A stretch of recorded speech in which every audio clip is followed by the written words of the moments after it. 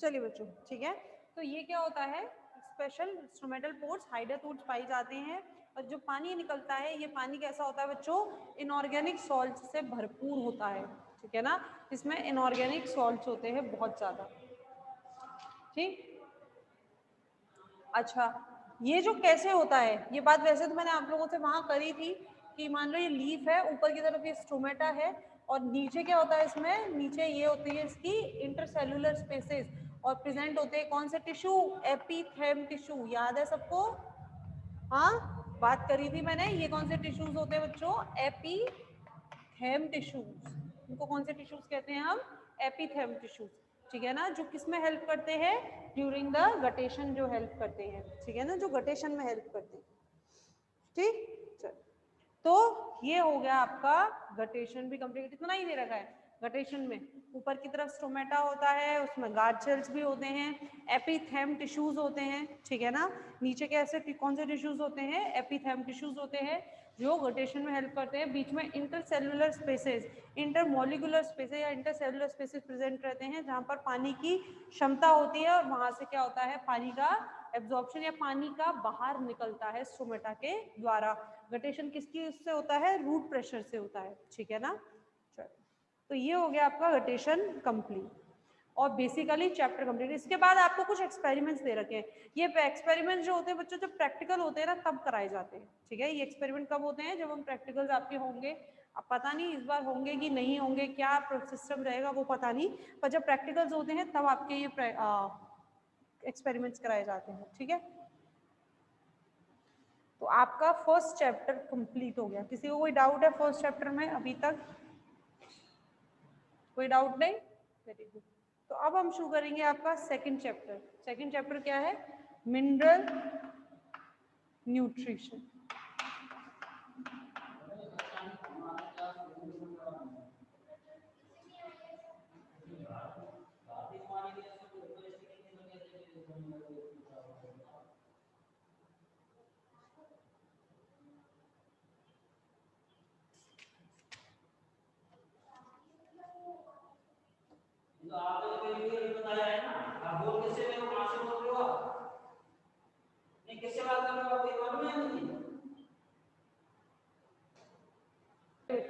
ठीक है, तो मिनरल न्यूट्रिशन हम शुरू कर रहे हैं। मिनरल न्यूट्रिशन में हमें क्या, हम सबसे पहले देखते हैं, हम जानते हैं कि दो टाइप के ऑर्गेनिज्म होते हैं, एक होते हैं ऑटोट्रॉफिक ऑर्गेनिज्म और एक होते हैं हेट्रोट्रॉफिक,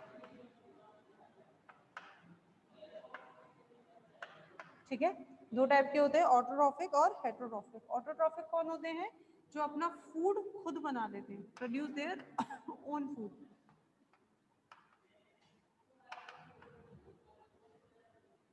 अपना फूड खुद बना लेते हैं। और हेट्रोट्रॉफिक कौन होते हैं, डिपेंड ऑन अदर्स, जो दूसरे पे डिपेंडेंट है,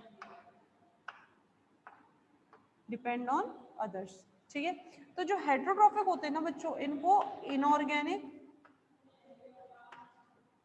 और ऑर्गेनिक दोनों ही कहाँ से चाहिए होते हैं, दोनों ही बाहर से चाहिए होते हैं। इनको इनऑर्गेनिक मैटर और ऑर्गेनिक मैटर दोनों ही कहाँ से चाहिए होते हैं, बाहर से चाहिए होते हैं। जबकि जो ऑटोट्रॉफ्स होते हैं वो ऑर्गेनिक कहाँ से क्या करते हैं, अपने आप बनाते हैं, ऑर्गेनिक मैटर खुद बनाते हैं, लेकिन इनऑर्गेनिक उनको कहाँ से चाहिए होते हैं, बाहर से चाहिए।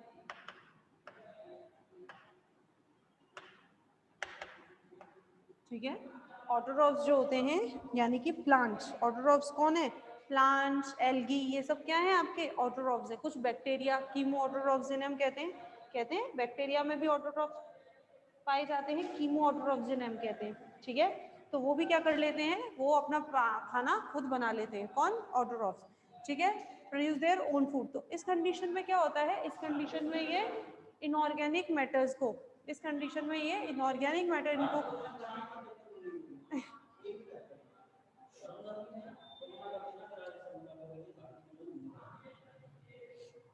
इनऑर्गेनिक मैटर्स बाहर से मिल जाता है, मिले अगर इनको, तो ये ऑर्गेनिक मैटर को अंदर जो एसिमुलेट कर लेते हैं, ठीक है।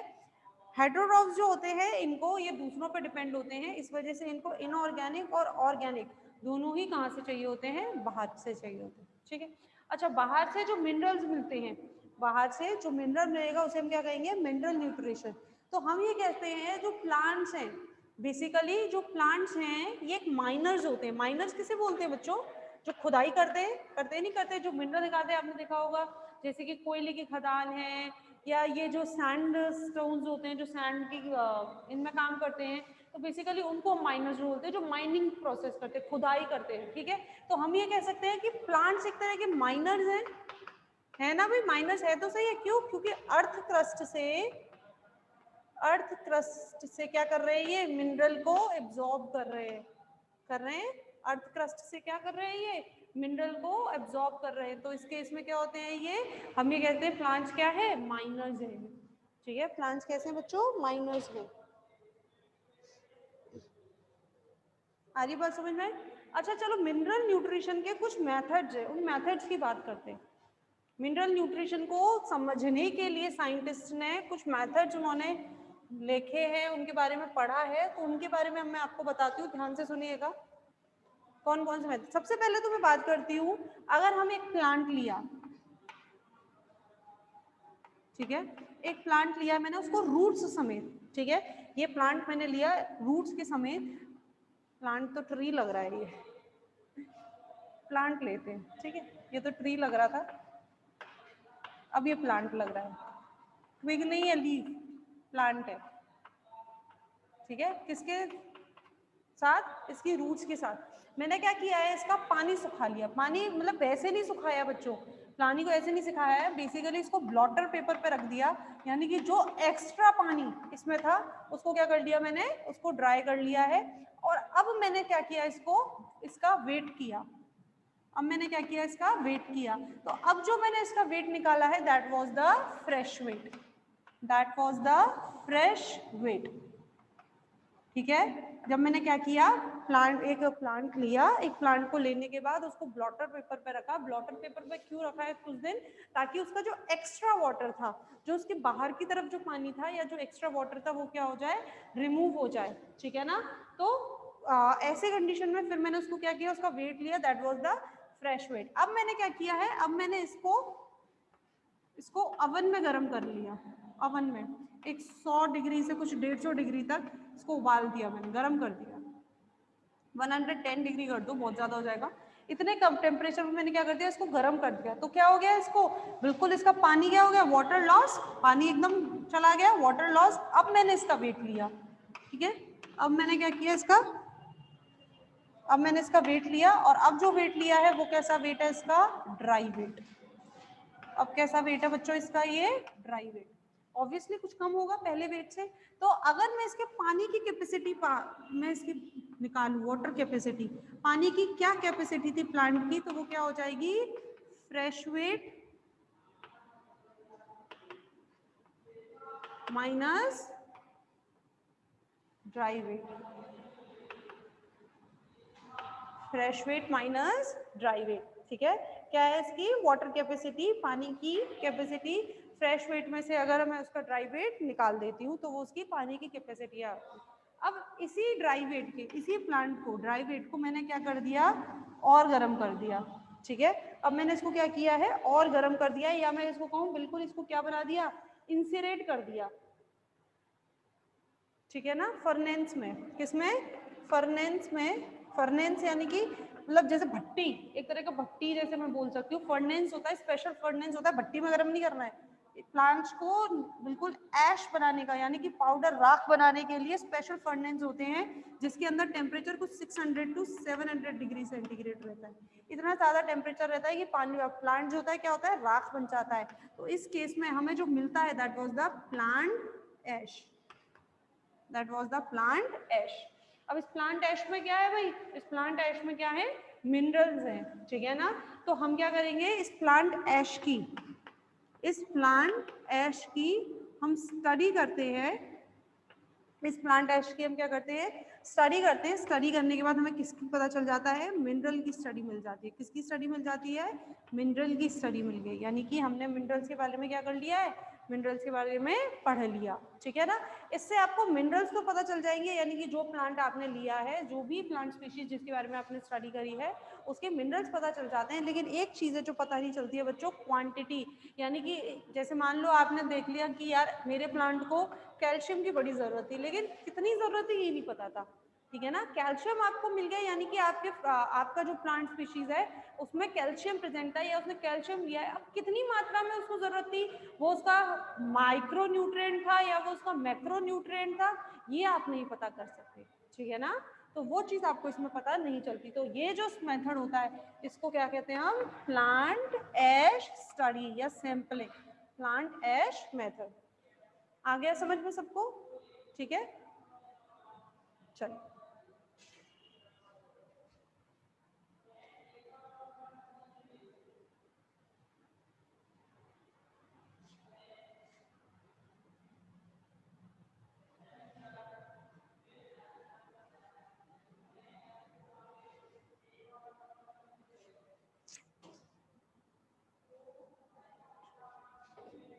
मैं टपक जाऊंगी।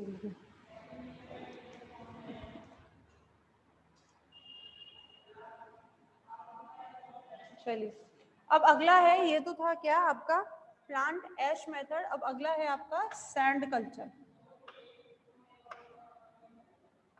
अगला क्या है बच्चों, सैंड कल्चर। तो सैंड कल्चर क्या चीज है, सैंड कल्चर में बेसिकली नाम से समझ में आ रहा है कि हमने क्या किया है, सैंड में इसको कल्चर किया है। प्लांट को हमने किस में कल्चर किया है, सैंड में कल्चर किया है। इसको करते कैसे हैं, बेसिकली इसको हम ऐसे करते हैं कि इसमें दो टाइप की मेथड बनाते हैं। एक तो होता है सैम्पलिंग मेथड, सैम्पलिंग कर रहे हैं, और एक, या फिर मैं इसको रेफरेंस प्लांट कह लेती हूँ कि एक तो हम रेफरेंस प्लांट तैयार करते हैं और फिर हम एक्सपेरिमेंटल प्लांट्स तैयार करते हैं। कैसे करते हैं, बेसिकली क्या करते हैं हम, इसमें प्लांट्स का जो कल्चर करते हैं ना बच्चों, वो हम सैंड में करते हैं। सैंड है, बालू मिट्टी है, तो वो थोड़ी सी क्या रहती है, थोड़ी सी एल्कलिनिटी यानी कि क्षारीय रहती है, उसमें बेसिक नेचर होता है। तो बेसिकली हमने क्या करते हैं, सबसे पहले तो हमने सैंड को क्या किया, फ्री सॉल्ट वाटर से, कैसे, फ्री सॉल्ट वाटर से हमने उसको धो लिया, अच्छे से धो लिया। देन उसके बाद हमने उसे थोड़ा सा एसिडिक सॉल्यूशन, यानी कि कुछ एसिडिक सॉल्यूशन से हमने क्या किया, उसको धोया, ठीक है। उसके बाद फिर से हमने उसे क्या किया, पानी से धोया, यानी कि हमने बालू को या सैंड को क्या कर दिया है, अच्छे से वॉश कर लिया है, ठीक है ना। कई सारे सैंड हमने सबसे पहले उसको क्या किया है, सबसे पहले है तो हमने उसको उससे धोया है, फ्री सॉल्ट वाटर से धोया है। देन उसके बाद उसकी एल्कलिनिटी को रिमूव करने के लिए, मैंने आपको बोला क्योंकि सैंड कैसी होती है, हल्की सी एल्कलाइन होती है, तो उसको रिमूव करने के लिए हमने उसे क्या किया है, एसिड से, कुछ एसिड से धोया है। या फिर इसके लिए हम इसको हॉट एसिड ट्रीटमेंट भी दे देते हैं। एसिड से या तो हम उसको धो लेते हैं या फिर हम इसे हॉट एसिड ट्रीटमेंट भी दे देते हैं, ठीक है ना। तो यानी कि कहने का मतलब है सैंड कैसी हो गई है आपकी, सैंड अब बिल्कुल पूरी तरह से सही हो चुकी है, या मैं ये कह सकती हूँ सैंड का आपकी सैंड क्या हो सकती है, कल्चर करने के लिए हो सकती है। अब आप क्या लेंगे, अर्दन पॉट्स लेंगे, अर्दन पॉट्स यानी कि आपके गमले, ठीक है ना। कैसे गमले होते हैं, ये बोमाइड के, ठीक है ना।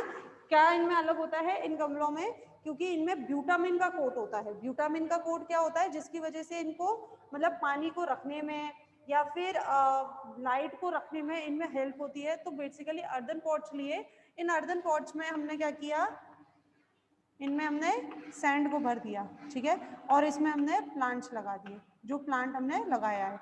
अब इसमें करना क्या होता है, हमने प्लांट लगा दिया, सैंड रख दिया, अब इसमें हम सॉल्यूशन देंगे, यानी कि इसके अंदर ऐसा सॉल्यूशन डालेंगे जो जिसमें सब कुछ है, ऑल मिनरल्स जो इस प्लांट्स को जरूरत है, जो इस प्लांट को जरूरत है, हमने वो सारे मिनरल्स युक्त, सारे मिनरल्स से भरा हुआ एक सॉल्यूशन हमने इसमें क्या किया है, डाल दिया, ठीक है। अच्छा, इस पॉट में जो होल होता है ना, जिसमें से हम एक्सेस वाटर निकलता है, उसको भी बंद कर देंगे। कारण क्या है, पहली बात तो ये सुनिए, जो सैंड होती है इसकी वाटर होल्डिंग कैपेसिटी बहुत कम होती है बच्चों, इसकी वाटर होल्डिंग कैपेसिटी बहुत कम होती है, यानी कि आपने सॉल्यूशन डाला वो फटाफट से उस एक्सेस वाटर में से निकल जाएगा। तो आप कहेंगे कि फिर मैडम ऐसे पानी नहीं निकलेगा, तो पानी तो फिर इकट्ठा हो जाएगा, नहीं होगा।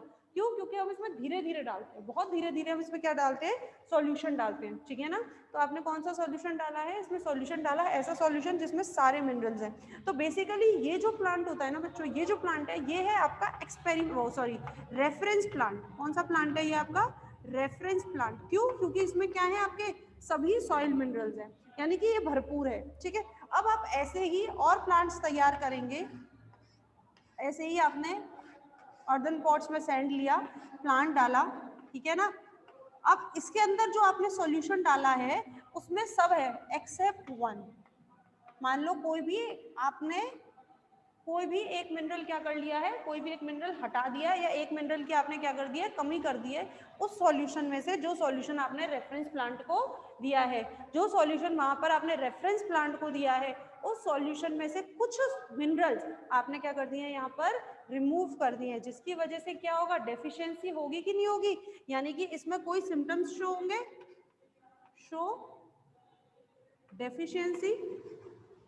डेफिशिएंसी शो करेगा, यानी कि कुछ सिम्टम शो करेगा ये। और आप उससे क्या पता कर सकते हैं, जैसे कि मान लो आपने इसमें से सोडियम हटा दिया था या नाइट्रोजन हटा दिया था, कौन सा न्यूट्रिशन हटा दिया, नाइट्रोजन।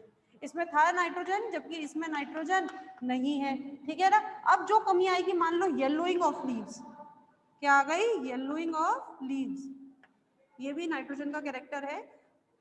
नाइट्रोजन की अगर कमी हो जाए तो लीव्स कैसी होने लगती है, येलो। तो क्या हो गया, ये येलोइंग ऑफ लीव्स। तो ये लीव्स क्या होने लगी, येलो होने लगी। तो आप ये कह सकते हैं कि नाइट्रोजन की कमी से प्लांट पे क्या असर आता है, प्लांट येलो होने लगता है। आ गई बात समझ में सबको? तो ये हो जाता है सैंड कल्चर। अब सैंड कल्चर हम कर रहे हैं तो सैंड कल्चर के कुछ हार्म्स भी होंगे, कुछ डिफिकल्टीज भी होंगी। क्या होंगी सैंड कल्चर की डिफिकल्टीज? सैंड कल्चर की डिफिकल्टीज ये हो जाती है बच्चों की, जो सैंड कल्चर होता है, सैंड जो होती है इसकी वाटर होल्डिंग कैपेसिटी, सैंड की एक तो वाटर होल्डिंग कैपेसिटी नहीं होती, ठीक है ना। वाटर होल्डिंग कैपेसिटी नहीं होने की वजह से हमें क्या करना पड़ता है, इसे बार बार पानी को हमें से देना पड़ता है। आगे बात समझ में? तो ये क्या हो जाती है, इसकी वाटर होल्डिंग कैपेसिटी इसमें नहीं होती है। दूसरा क्या नहीं होता, दूसरा इसका टेम्परेचर, हमें इसका टेम्परेचर मेंटेन करना पड़ता है। क्यों? क्योंकि जो बालू होती है, आपने देखा रेत है, वो क्या हो जाती है, बहुत जल्दी तो ठंडी हो जाती है और बहुत जल्दी क्या हो जाती है बच्चों, गर्म हो जाती है, ठीक है ना। गर्मियों में बहुत गर्म हो जाएगी, ठंडों में बहुत ठंडी हो जाएगी। तो हमें क्या करना पड़ता है, इसका टेम्परेचर भी मेंटेन करना पड़ता है, ठीक है। तो इसके लिए कई तरीके के यूज किए जाते हैं, जैसे कि वर्मिक्यूलाइट। वर्मिक्यूलाइट, सैंड की जगह आजकल एक नया यूज किया जाता है वर्मिक्यूलाइट। वर्मिक्यूलाइट क्या है, वर्मिक्यूलाइट भी सैंड की तरह ही एक मटेरियल, एक कंपाउंड है। बेसिकली क्या होता है कि वर्मिक्यूलाइट में एक तो पानी की जो होल्डिंग कैपेसिटी है वो क्या होती है, अच्छी होती है, और दूसरा ये टेम्परेचर भी मेंटेन रखता है, यानी गर्मियों में ठंडी रहती है और ठंडों में गर्म रहती है, ठीक है ना। तो वर्मिक्यूलाइट, ओके, तो वर्मिक्यूलाइट भी इसमें रहती है, ठीक है बच्चों। चलिए, तो आपकी क्लास आज के लिए यहीं तक है। किसी को कोई डाउट्स है तो पूछ लीजिए, नहीं तो हम आगे शुरू करेंगे। वैसे तो आपकी हाइड्रोपोनिक टेक्निक है एक, हाइड्रोपोनिक। चलिए थोड़ा सा 5 मिनट बात कर लें हाइड्रोपोनिक के बारे में। हाइड्रोपोनिक टेक्निक, इसके बारे में हमें बात करनी है, इसके बाद हम हाइड्रोपोनिक्स की बात करेंगे। तो सैंड कल्चर, प्लांट एश कल्चर, ये आपको समझ में आया। हाइड्रोपोनिक्स टेक्निक क्या है? हाइड्रोपोनिक्स टेक्निक ये है, इसको बोलते हैं बच्चों सॉइल लेस कल्चर। हाइड्रोपोनिक्स को क्या बोलते हैं, सॉइल लेस कल्चर, यानी कि सॉइल नहीं है, ठीक है। सॉइल इसमें नहीं होती, इसमें हम किस में करते हैं काम, इसमें हम करते हैं सॉल्यूशन में काम करते हैं, ठीक है। अब इसके फायदे क्या होते हैं? इसके फायदे ये होते हैं, पहली बात तो कि जो पीएच है आप वो मेंटेन रख सकते हैं, आप वेस्ट निकाल सकते हैं। हमें क्या होता है कि कई बार हमने पानी डाल दिया है, पानी जैसे सॉइल में पानी डाल दिया, अब उसमें वेस्ट होते जा रहा है, उसमें पानी होते जा रहा है, करते जाते हैं ना, तो एक टाइम के बाद वाटर लॉक्ड कंडीशन आ जाती है, तो वो नहीं आएगी। बेसिकली क्या होता है कि आप क्या रख सकते हैं, उसको पानी को बार बार चेंज कर सकते हैं, वेस्ट को निकालने के लिए। तीसरा, आपको वीडिंग की या प्लगिंग की जरूरत नहीं। प्लगिंग क्या होता है, आपको बार बार क्रॉप रोटेशन के लिए आपको बार बार मिट्टी को खोदना पड़ता है, खुदाई करनी पड़ती है, घर में सब करते हैं, गार्डनिंग करते हैं, खुदाई करनी पड़ती है मिट्टी के बार बार, वो आपको करने की जरूरत नहीं। आपको वीडिंग करने की जरूरत नहीं, यानी कि मतलब खरपतवार उग गई है, खराब प्लांट्स उग गए हैं, आपको उनको निकालने की जरूरत नहीं होती है, ठीक है ना। तो ये सारी जो टेक्निक्स होती हैं, ये सारा फायदा रहता है, तो उसको बोलते हैं हाइड्रोपोनिक टेक्निक। हाइड्रोपोनिक टेक्निक में क्या होता है, जैसे सॉइल लेस, यानी कि मिट्टी नहीं है, ठीक है ना, मिट्टी नहीं होती है। और सॉल्यूशन जो होता है उसका ऑस्मोटिक प्रेशर, मतलब जो सॉल्यूशन है उसके सभी असेंशियल एलिमेंट्स उसमें मौजूद रहते हैं, ठीक है। सॉल्यूशन में क्या रहते हैं, सभी असेंशियल एलिमेंट्स आपके मौजूद हैं, जो आपको उसे देना है वो सारे असेंशियल एलिमेंट सॉइल में मौजूद रहते हैं, ठीक है। उसका सॉइल का ऑस्मोटिक प्रेशर उसका मेंटेन रहता है, ठीक है, उसका ऑस्मोटिक प्रेशर मेंटेन रहता है। तो ये सारी चीजें इसमें क्या रहती हैं, मेंटेन रहती हैं, किसमें, आपके हाइड्रोपोनिक टेक्निक में, ठीक। जो जो एलिमेंट्स चाहिए आप उसको उस टेक्निक के द्वारा दे सकते हैं, तो इसको बोलते हैं हम हाइड्रोपोनिक्स टेक्निक, ठीक। चलो, तो बाकी का आपका हम लेंगे कल, ठीक है। ओके, ठीक है बच्चों, चलिए, थैंक यू।